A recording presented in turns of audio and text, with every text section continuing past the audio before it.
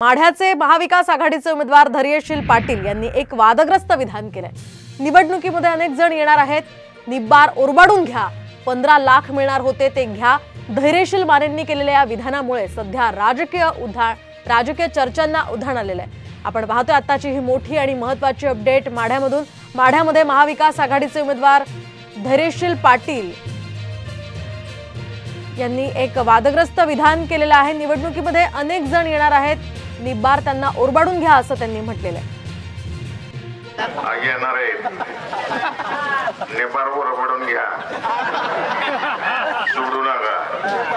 त्यांचे मेन पुढे कुठं बसतेत बघा, बाहेरगावावरून येणारे लय जण येणार आहेत, आमदार मंत्री वित्री भरपूर येणार आहेत। लक्ष ठेवून राहायचं आणि रांगच लावायची तिथे सगळे, आणि रांग लावून ते लावून आपल्याला 15 लाख मिळणार होते 10 वर्षापूर्वी खात्यात, रोखीने येणार आहेत आता।